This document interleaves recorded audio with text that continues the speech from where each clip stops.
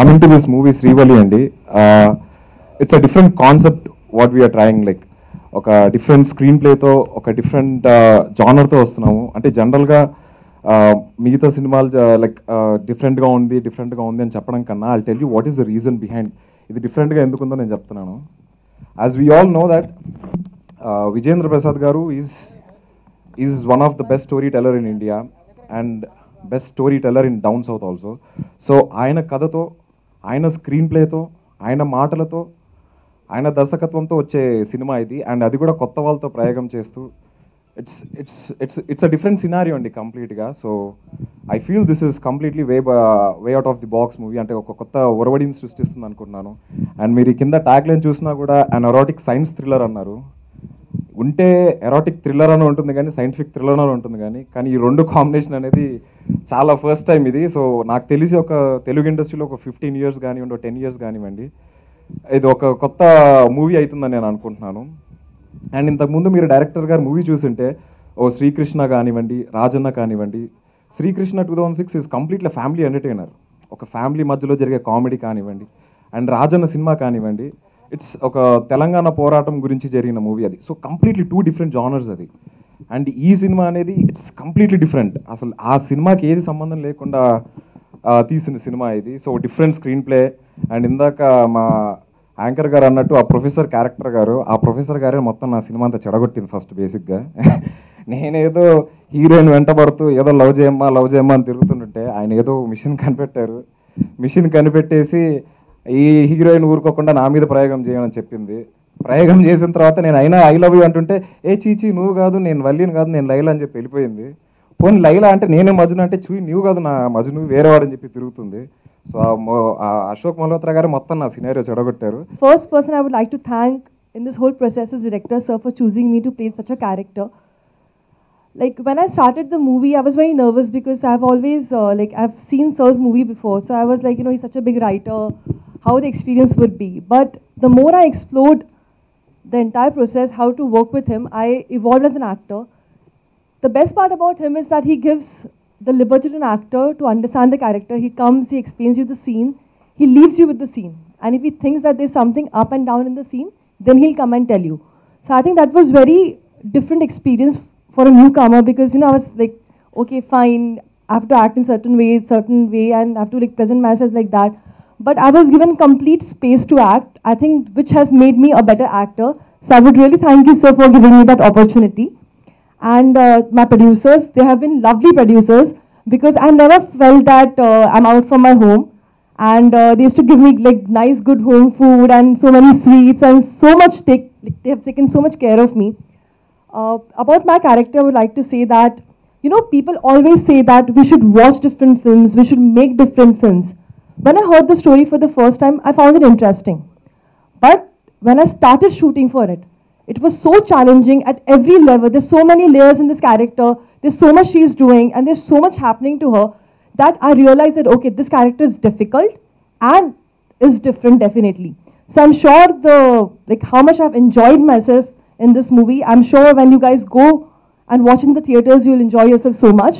And I wish you all a very happy new year and may God bless you all. Thank you so much. And please shower your blessings on us because I think we both need it. And we're both starting our careers over here. And I think with all your love and wishes, I think we both will not let you down. Thank you so much. దర్శకత్వంలో నేను movie చేస్తాను చాలా అదృష్టంగా భావిస్తున్నాను. మా హస్బెండ్కి చిన్నప్పటి నుంచి ఉన్న కోరిక సినిమా ప్రొడ్యూసర్ అవ్వాలనండి. అది ఒక స్టేజ్కి వచ్చిన తర్వాత అవ్వాలని ఆయన చిన్నప్పటి నుంచి ఉన్న ప్రగాఢమైన కోరిక. అది దాన్ని ఒక ఆకారం దాల్చే సమయం వచ్చినప్పుడు మేము ఒక సినిమా తీయాలని నిర్ణయించుకున్నప్పుడు ఎటువంటి సినిమా తీయాలి, ఎవరి దగ్గరికి వెళ్ళాలి అని ఆలోచించినప్పుడు మాకు మా పెద్దలు చెప్పిన మాట గుర్తొచ్చిందండి. ఏ సినిమాకైనా ఎన్ని జనరేషన్స్ నుంచినైనా మంచి సినిమా అంటే దానికి వెనకాల మంచి కథ అయితే ముందు ఉండాలి అని. సో ఆ నేపథ్యంలో మేము విజేంద్ర ప్రసాద్ గారిని కలవడం జరిగిందండి. ఆయన మాకు ఒక మంచి కథ చెప్పారు. మేము ఆయన మంచి కథలు ఇస్తారని అంతవరకు మాకు తెలుసు. ఆయన ఒక బాహుబలికి రచయిత అని తెలుసు. కానీ ఆయన దగ్గరికి వెళ్ళిన తర్వాత మాకు తెలిసింది ఏంటంటే ఈయన కథాబలండి. అంటే బాహుబలి అంటే బాహుబలి బలంగా ఉంటే బాహుబలి అంటారు కదా. సో ఆయన దగ్గర కథలన్నీ చాలా బలంగా ఉంటాయండి. అందుకని నేను మాకు కథాబలి. అంతే కదండి, ఆయన గురించి మీకు అందరికీ తెలుసు. ఆయన ఒక నడిచే కథల లైబ్రరీ అండి. ఆయన దగ్గర 100కు పైన కథలు ఉన్నాయంటే నేను చాలా ఆశ్చర్యపోయాను. సో అందులోంచి ఒక ఆణిముత్యం లాంటి కథను మాకు ఇచ్చారండి. ఇచ్చిన తర్వాత అది మా అందరికీ నచ్చింది బాగా. తర్వాత దానికి విజేంద్ర ప్రసాద్ గారే డైరెక్షన్ చేస్తే బాగుంటుందని మాకు అనిపించి ఆయన రిక్వెస్ట్ చేసామండి. ఆయన మా కోరిక మన్నించి ఒప్పుకున్నారు. థ్యాంక్ యూ వెరీ మచ్ అండి. సో తర్వాత మేమందరం కూర్చుని దీనికి ఎవరైతే బాగుంటారు క్యాస్టింగ్ అని అనుకున్నప్పుడు దీనికి ఆల్రెడీ ఉన్న స్టారింగ్ కాకుండా కొత్త న్యూ ఫేసెస్ ఇస్తే ఒక ఫ్రెష్నెస్ ఉంటుంది మన స్టోరీకి అని మేము నిర్ణయించుకుని కొత్త క్యాస్టింగ్ కోసం వెళ్ళాల్సి వచ్చిందండి.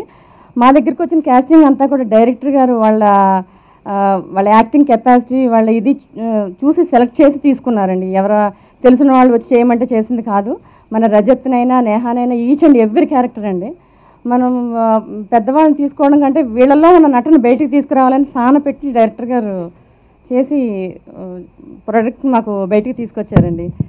సో ఈ ప్రయత్నంలో మాకు ఆయన అన్ని విధాల గైడ్ చేశారండి. ఒక తండ్రిగా, గురువుగా, అన్ని రకాలుగా మేము చాలా చాలా నేర్చుకున్నామండి ఈ సినిమా నుంచి. ఏం చేయాలి ఏంటి ప్రతి నిమిషం మా వెన్నుదండి ఉన్నారు. ఈ ప్రయాణంలో మాకు ప్రతి విషయం గైడ్ చేసి విజేంద్ర ప్రసాద్ గారి దగ్గర కథలు ఉంటాయని ఇలా ఈ రకంగా వెళ్ళాలి అని ఒక త్రోవ చూపించిన వ్యక్తి అండి మా వెనకాల ఉన్న వ్యక్తి సుకుమార్ గారండి. Thank you very much Sukumar గారు. మీ రుణం మేము ఎప్పటికీ తీర్చుకోలేము. మాకు ఒక మంచి కథా రచయితని ఒక దర్శకుడిని మాకు పరిచయం చేసి ఇలా వెళ్ళమని మాకు ఒక త్రోవ చూపించారు, ఒక దారి చూపించారండి. ముఖ్యంగా రజత్ నేను చూస్తే తప్పుసిద్దాం అనుకున్నాను ఫేస్ చూసి. సార్ ఫోటో చూసాను నేను నమ్మలా.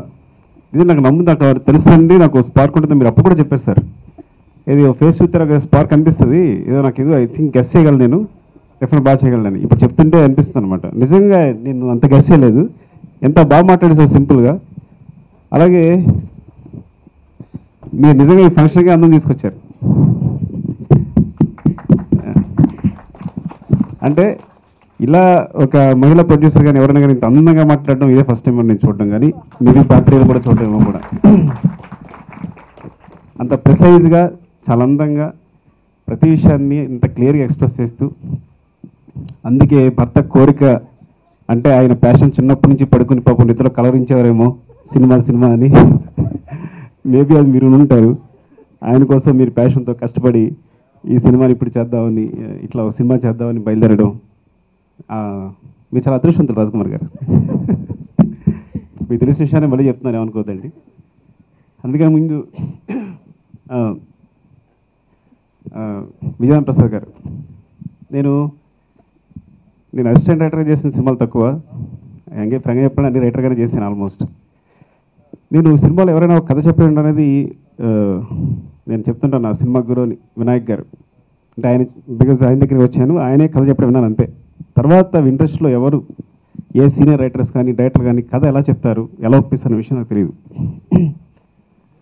అందువల్ల నేను కథ చెప్పిన ఆర్య కథ అరవింద్ గారి దగ్గరికి వెళ్ళినప్పుడు 4 గంటలు చెప్పాను. జగడం 5 గంటలు చెప్పేవాడిని. ఆర్య టు ఒక 3.5 hours అట్లా కథ చెప్తూ బోర్ కొట్టేస్తుండేవాడిని. చివరికి డౌట్స్ కూడా ఏం చెప్పాలి అర్థం కాదు. మీకు అంత కథ చెప్పిన తర్వాత ఎవరికి ఏం గుర్తుంటుంది. అదృష్టవశాత్తు నేను లైఫ్లో విజేంద్ర ప్రసాద్ గారిని కలవడం జరిగింది. నేను కలవడం కన్నా అదృష్టం నన్నే వెతుకొచ్చినట్టు ఎందుకో ఆయనే నన్ను కలిశారు. ఒక సిచ్యువేషన్ అలా వచ్చింది. అంటే ఆయన ఎంత నిరాడంబరం అంటే, నేను వస్తాను సార్ అని బయలుదేరే లోపల ఆయన కారు మన ఆఫీస్ ముందు ఉంటుంది అనమాట. ఇంకా మనం ఎక్కడ వెళ్ళగలం, మనం వెళ్ళే ఛాన్స్ ఎవరైనా.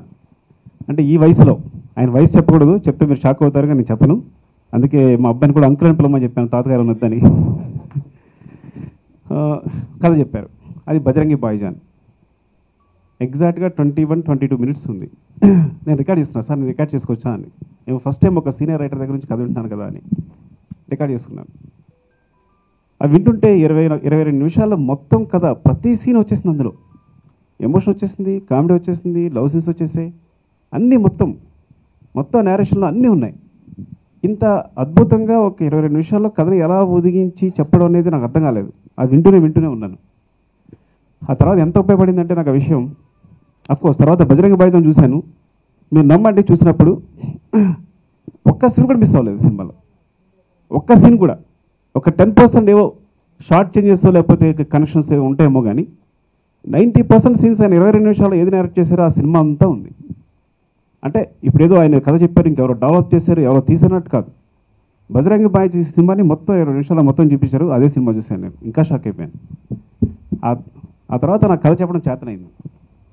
ఆ తర్వాత నేను 3 కథలు చెప్పాను. 3 కథలు ½ అన్ అవర్ 35 minutes చెప్పాను. నా జాబ్ ఈజీ అయిపోయింది. ఇదివరకు ఎవరికైనా కథ చెప్పాలంటే పారిపోయేవాడిని. ఎందుకు పారిపోయానంటే పొద్దున ఎక్సర్సైజ్ చేయాలి, బ్రీతింగ్ ఎక్సర్సైజ్ చేయాలి, బాగా కష్టపడాలి, ఆ రోజంతా హెల్తీగా ఉండాలన్నమాట. నేను మంచి బ్రీత్ అందాలన్నమాట. అంతే నా బ్రెయిన్ బాగా పనిచేస్తుంది. 3 గంటలు చెప్తాను. అప్పుడు అంత కష్టపడాల్సి వచ్చేది. ఇప్పుడు అక్కర్లా, ఆగిపోయి బాబుని కూర్చోబెట్టి చెప్పేస్తాను అరగంటలో కథ. అలాగే ఆవిడన్నారు కొంతమంది నడిచే గ్రంథాలు ఏమంటారు, ఆయన నడిచే కథల సమూహం. ఆయన దగ్గర 100 కథలు ఉన్నాయన్నారు కదా, అది మీకు చెప్పినప్పటికేమో ఆ నెక్స్ట్ విషయంలో వైరస్లా పెరిగిపోతుంటాయి కథలు అవి. ఆ నెక్స్ట్ ప్రొడక్షన్ పెరిగిపోతుంటుంది అనమాట. ఆయన ఫ్లైట్ ఎక్కి దిగే లోపల ఒక కథ చెప్తుంటారు. అండ్ తర్వాత నేను 2-3 అంటే తర్వాత ఇంకా ఆయనతో అసోసియేట్ అవ్వడం మొదలుపెట్టిన తర్వాత ఆయన కథలు చెప్తుంటే అందులో సైన్స్ ఉంటుంది, science fiction, what ever, thrillers, love, romance, మీకు చరిత్ర, అంటే ఇంకా అన్ని రకాలుగా ఇప్పుడు ప్రస్తుతం సొసైటీ, ఇన్ని కథల్ని ఆ వయసులో ఆయన అంత ప్యాషనేట్తో ఎలా చేస్తున్నారు, కంటిన్యూస్గా కథలు చెప్తూనే ఉంటారు. అలా వింటూ అని బయటకు వెళ్ళిపోతున్నాం. ఒకసారి ఒక రోజు తలిపేసేసి, సార్ ఒక్క నిమిషం సార్ అని కాలు మీద పడిపోయాను నేను. పూర్తిగా టచ్ చేసే కాల్ 2, బికాజ్ అంత నేను అడ్మైర్ అయిపోయాను. అంటే ఇంత నిజం చెప్పాలంటే నాకు నిజంగా తెలీదు ఆయన అంత వర్త్. అంటే ఆయన ఎప్పటి నుంచో చేస్తున్నప్పుడు కానీ కలిస్తేనే కానీ అంత నాకు అర్థం కాలేదు. అంటే ఇప్పుడు మీకు ఇంటర్స్టెల్లార్ లాంటి సైన్స్ ఫిక్షన్ చెప్పాలని చెప్తారు. ఆయన ఫిజిక్స్ మీద నాలెడ్జ్ ఉంది, అన్ని విషయాల నాలెడ్జ్ ఉంది.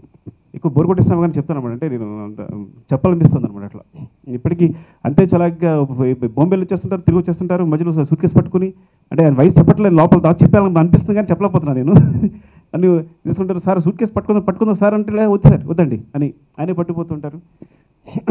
ఈ వయసులో డైరెక్ట్ చేయడం చాలా అద్భుత విషయం. మేమందరం కష్టపడినా ఈ వయసులో, ఎందుకంటే ఎప్పుడు డైరెక్షన్ మానేసి ప్రొఫెషన్ వైపు వెళ్ళిపోదామా, ఈ టెన్షన్ తట్టుకోలేము అని భయపడుతున్నప్పుడు నిజంగా మళ్ళీ ఒక ఇన్స్పిరేషన్ అనమాట. అవునా, ఆ ఏజ్లో ఆయన చేస్తానంటే ఇది నేను భయపడుతున్నాను, ఇంత టెన్షన్ పడుతున్నాను అని ఈ వయసులో ఆయన. సో ఈ సినిమా ఇది ఒక విచిత్రమైన కథ, అద్భుతంగా ఇది సూపర్ హిట్ అవుతుందని, అట్ ద సేమ్ టైం కొత్త ఎక్స్పీరియన్స్ని, థియేటర్లో కొత్త ఎక్స్పీరియన్స్ని, తెలుగు ఆడియన్స్ కొత్త ఎక్స్పీరియన్స్ని, అండ్ ఆయన ఏం చేసిన కొత్తగా చేయాలని ట్రై చేస్తారు కాబట్టి అది మీకు అందిస్తుందని నేను ఆశిస్తున్నాను. ఇంకా రాజ్ కుమార్ గారు ఏంటంటే, నేను ఒక లేట్ అవుతుంది, నేను సీజీ గురించి అది మాట్లాడుతున్నప్పుడు ఏమంటే కొంచెం లేట్ అవుతుందో సినిమా సరదాగా ఏదో నోట్లో మాట్లాడినప్పుడు, అంటే నేను విజయ్ ప్రసాద్గా సపోర్ట్ చేయాలనే ఉద్దేశంతోనో లేదో ఒక మాట అన్న నోట్లో చూస్తున్నాను, లేదండి డైరెక్టర్ గారు యాక్చువల్గా అంటే అది చిన్న అడ్జస్ట్మెంట్, అది కరెక్ట్గా చేసుకోనుకున్నారు, అది చేస్తున్నారు. అంటే ఆ ప్యాషన్ అర్థం చేసుకుని నేను ఫాలో అయిపోయి అలా ఆరాధించేసి, ఇద్దరు కూడా ఆయన ఆరాధించేసి, గురువుగా పితృ సమానంగా ఏదో ఆరాధించేసి ఒక ఫాలో అవ్వడం నిజంగా అద్భుతం అండి. రాజ్ కుమార్ గారు మీరిద్దరు కూడా. సో మీ అందరి కోసం ఈ సినిమా సూపర్ సక్సెస్ కావాలని. అలా Neha, congratulations. I think trailer టీజర్లో చాలా బాగుంది, ఇట్స్ వెరీ గుడ్. చాలా పెద్ద సక్సెస్ కావాలని కోరుకుంటున్నాను. ఒక తల్లికి 9 మాసాలు మోసి కని పెంచి పాలిచ్చి తన కంటి ముందు ఒక్కొక్కగా సంవత్సరం పెరుగుతూ ఉంటే ఆడదు కాబట్టి తనకి తెలుస్తుంది, పిల్లకి వయసు వచ్చింది, రేపు అమ్మ పెద్ద మనిషి అవుతుంది, బయటలు వేయాలి, 1000 కళలు కంటుంది. ఎవరిని పిలవాలి, ఎక్కడ చేయాలి, అమ్మాయికి ఏం బట్టలు పెట్టాలి, ఎలా చేయాలని చెప్పని. ప్రస్తుతం మా పరిస్థితి కూడా అలాగే ఉందండి. ఇది మా శ్రీవల్లికి ఓనీలేసే ఫంక్షన్ అనుకోండి, ఇవి టీజర్ లాంచ్ది. ఇటువంటి ఉద్వేగమే ప్రొడ్యూసర్లుగా వారు, డైరెక్టర్గా నేను, సినిమాకి మేము తల్లిదండ్రులు. సార్ మరి ఆడియో లాంచ్ మీ స్వయంవరం మొత్తం జిల్లాల వాళ్ళు అందరూ వస్తారు. ద్రౌపది 5 భర్తలు అయితే మా అమ్మాయి ఛాన్స్ ఇచ్చాం, 8 మందినా చేసుకోవచ్చు, 10 మందినా చేసుకోవచ్చు. నెక్స్ట్ రిలీజ్ పెళ్ళి కూడా చాలా గ్రాండ్గా చేస్తాం. సో అని చెప్పి ఈ టీజర్ ఫంక్షన్కి వచ్చే పాత్రికేయ మిత్రులందరికీ a warm welcome from my side. రావయ్య. చాలా చాలా బాగా చెప్పావు, చాలా బాగా చెప్పావు. ఈ యాక్షన్ సగం స్క్రీన్ మీద చేస్తుంటే ఎంత బాగున్నాయి కెమెరా ముందు.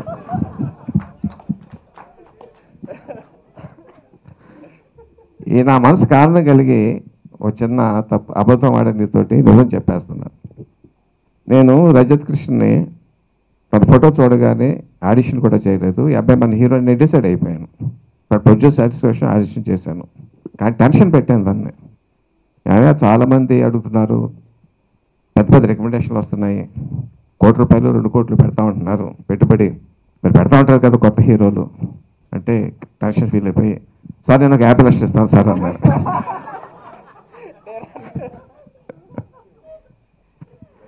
మాట నిలబడతావు కదా అన్నాను. ఆధార్ ఎంకరేజ్ చేస్తే వాళ్ళ నాన్నగారు చాలా పెద్ద లాయరు, చాలా ఫేమస్ లాయరు, డెఫినెట్గా ఇవ్వగలరని మాకు కాన్ఫిడెన్స్ వచ్చింది. సో ఆ కండిషన్ మీద ఒప్పుకున్నాను నేను. అప్పుడప్పుడు బాగా చేసినప్పుడు 50 లక్షల రూపాయలు తగ్గించేవాడిని సెట్ మీద. బాకీ పోనిక 35 లక్షలు బాకీ ఉన్నాడు. సో రాజ్ కుమార్ గారు వాళ్ళ నాన్నగారు ఎక్కడ ఉన్నారో మాట పుచ్చుకుని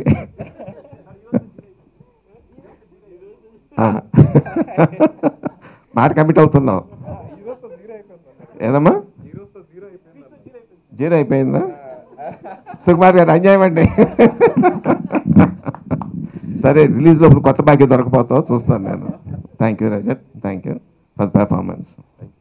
and my Neha please come here. ఈ అమ్మాయిని కూడా ఫోటో చూస్తే సెలెక్ట్ చేశానండి.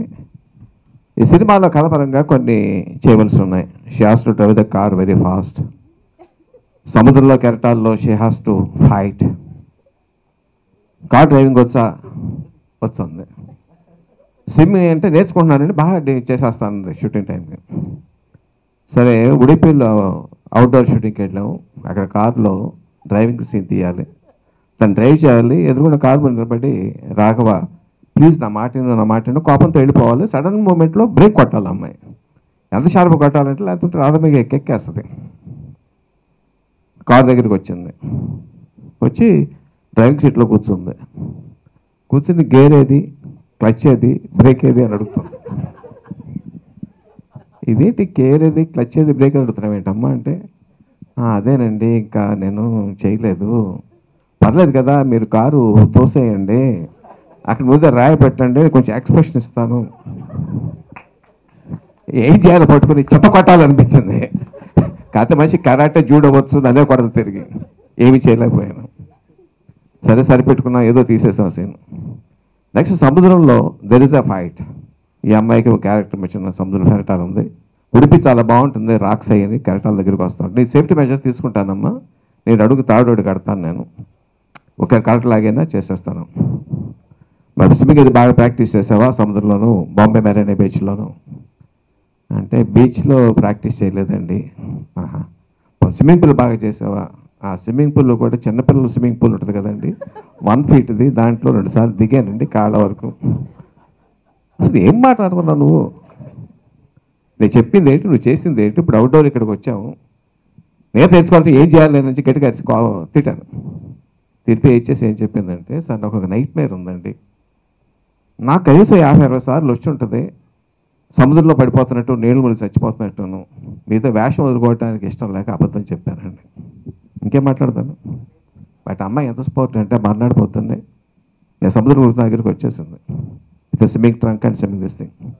షార్ట్ తీయండి సార్ అంది. అదేంటమ్మా నీకు ఈత రాదు కదా అన్నాను. పర్లేదు సార్ తీయండి సార్, మీకు మాట ఇచ్చాను, నేను ఒకటి ఇచ్చాను తప్పాను, I don't want to risk it, I want to do it. మిమ్మల్ని డిసప్పాయింట్ చేయడం నాకు ఇష్టం లేదు. అప్పుడు నిజంగా నా కళ్ళంట almost I was touched by her commitment. వద్దామని వేరే రకంగా మేనేజ్ చేశాను. మూడవది, యాజ్ పర్ అవర్ స్టోరీ, ఈ అమ్మాయి she's a daughter of a scientist. ఒక ఎక్స్పెరిమెంట్ కూర్చోవాలి, బట్టలు లేకుండా కూర్చోవాలి. నేను కథ చెప్పినప్పుడు చెప్పాను, బట్టలు లేకుండా కూర్చోవాలంటే కథపరంగా ఉంటుందమ్మా, బట్ మీకు స్కిన్ కలర్ క్లాత్ వేస్తాను అని చెప్పాను. బట్ అక్కడ అమ్మాయి ఎంత కమిట్మెంట్ ఉందంటే, sir I will do topless, అక్కడ స్టాఫ్ తక్కువగా ఉండేలా చూడండి అని షీ హెస్ హర్ వాలంటీర్. చాలా ధైర్యంగా ఒక సునీత గారిని అక్కడ పెట్టి, చాలా తక్కువ మంది మెంబర్స్ని పెట్టి ఆ సీన్ షూట్ చేసాము. I have to sincerely appreciate Neha for your boldness in this thing. కానీ నిన్న నా దగ్గర బాంబు పేల్చింది. అప్పటి నుంచి అంటుంది, సార్ ఎవరో పక్క నుంచి ఫోటోలు తీశారు అంటుంది. నేను వచ్చి నాకు తీసింది ఫోటోలు ఎవరు తీసింది ఎవరో తెలిసింది సార్, మీరు యాక్షన్ తీసుకుంటారా? తీసుకోవద్దు, నేను యాక్షన్ తీసుకుంటాను, ఇష్టం ఏ యాక్షన్ చెప్పు అంటే చెప్పింది. సార్ హీరో తీసాడండి ఫోటోలు పక్క నుంచి, అతని దగ్గర ఉన్నాయి ఇవి. నేను అడుగుతాను అతన్ని, ఆ ఫోటోలు ఇస్తే మా సినిమాలో లిప్ లాక్ సీన్ ఉంచండి, లేకపోతే తీసేయండి. సో రాఘవ, ఆ సీన్ లేకపోతే సెన్సార్ బాధ్యత కాదు, నీది బాధ్యత. సో సినిమాలో లిప్లాక్ సీన్ ఉండాలనుకుంటే నువ్వు అమ్మాయి ఫోటోలు అమ్మాయికి ఇచ్చాయి, లేకపోతే ఆ సీన్ నువ్వే బాధ్యుడు అవుతావు. 50 లక్షల రూపాయలు మళ్ళీ ఖాతాలో వస్తాయి. Thank you. Thank you.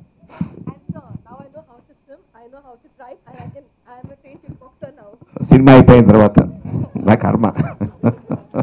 అమ్మాయి అన్నిటికంటే ముందు బాక్సింగ్ నేర్చుకుని వచ్చింది, ఎవరేం అడిగినా అది సేఫ్ సైడ్ ఉంటుంది. ఆ తర్వాత మనకి రుణానుబంధ రూపేణ పశుపతి సుతాలయ అని చెప్పి సామెత ఒకటి ఉందండి. ఈ జన్మలో వచ్చే బంధాలన్నీ కూడా మూలాలు గత జన్మలో ఎక్కడో ఎవరితోనో ఏర్పడి ఉంటాయి. చాలా అద్భుతమైనటువంటి సంస్థ ఉంటుంది ఇది. దాన్ని బేస్ చేసుకుని కథకు ఒక ఆధారం. ఇంకొక ఆధారం ఏంటంటే మనస్సు అండి. మనస్సు అనేది చాలా గొప్పది. విశ్వాంతరాలలో, నక్షత్రాలు, గెలాక్సీస్, నెబులాస్ అన్నీ చూడగలదు, కానీ తనేంటో ఎవరికీ తెలియదు. అడుగడుగు పరమాణు, ఎలక్ట్రాన్స్, ప్రోటాన్స్, న్యూట్రాన్స్ చూడగలదు, కానీ ఆ మనసుని ఎవరు చూడలేరు.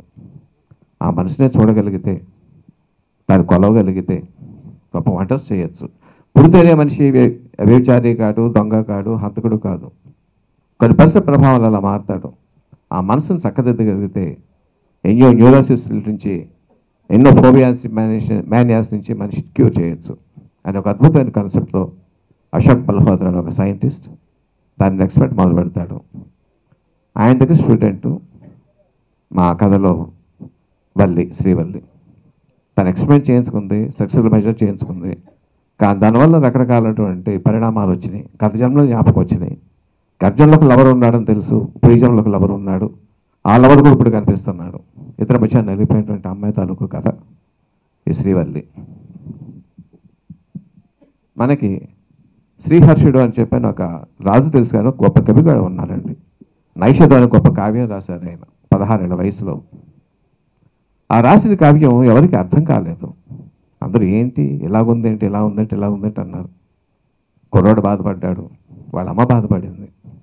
వాళ్ళ మేనమామ వస్తే తమ్ముడికి చెప్పింది, తమ్ముడు ఇలా అంటున్నారా నీ మేనరుడు గురించి అంటే ఆయన చదివాడు. అమ్మ చెల్లి చాలా అద్భుతంగా ఉందమ్మ ఇది, కాకపోతే సామాన్య మనిషికి అర్థమయ్యేలా లేదు, మరి ఏం చేయాలన్నా తమ్ముడు అని అడిగింది. 40 రోజుల పాటు దొండపాత కింద పడుకోబెట్టి దొండకాయ కూర పెట్టు, దొండపొడితో పళ్ళు తోవించు చేసింది. మళ్ళీప్పుడు రాయమని అన్నాడు. స్టాండర్డ్ దగ్గర రాశాడు. దాని పేరు శృంగార నైషధం. పండితులంతా మెచ్చుకున్నారు, అబ్బా ఎంత బాగుంది, ఎంత బాగుంది, ఎంత బాగుంది అని చెప్పాను. నా సుకుమార్ గారికి ఆ దొండకాయ కూర ఇంతవరకు తినిపించలేదు ఎవరు. తినిపిస్తే ఆయన చేసేటువంటి గొప్ప గొప్ప సినిమాల తాలూకు గొప్పతనం అందరికీ అర్థమయ్యి ఉండేది. బట్ ఐఎమ్ షూర్ ఒక 10 ఏళ్ల తర్వాత, 15 ఏళ్ల తర్వాత వాళ్ళ తాలూకు గొప్పతనం తెలుస్తుంది. సుకుమార్ గారు ఇప్పుడు కూడా మించిపోయింది లేదు, కాస్త దొండకాయ తినండి సార్ మీరు. చాలా గొప్ప గొప్ప మెగా బ్లాక్ బస్టర్స్ ఇచ్చేస్తారు ఇంకా. థ్యాంక్ యూ సుకుమార్ గారు. Thank you everybody. Wish me అందరి తాలూకు కోఆపరేషన్. అన్నిటికన్నా ముఖ్యంగా మా సునీత్ గారి గురించి చెప్పాలి, మర్చిపోయాను. మా క్యాషియర్ గారి గురించి చెప్పాలి. మా ప్రొడ్యూసర్ గారు ఎప్పుడే క్యాషియర్ గారే అంటాను నేను. డబ్బులు వస్తున్నాయా లేదా, ఎంత ఇచ్చాం రసీదు పుచ్చుకోవడం అదే అని పని. మిగతా అదంతా కూడా ఒక తల్లిలా, ఒక చెల్లిలా, ఒక తోబుట్టువులా ఎవరికి ఏ అవసరం వచ్చినా చూసుకుంటూ ఏకతాటి మీద నడిపించారు ఆవిడ. I'm extremely grateful and thankful to both of you.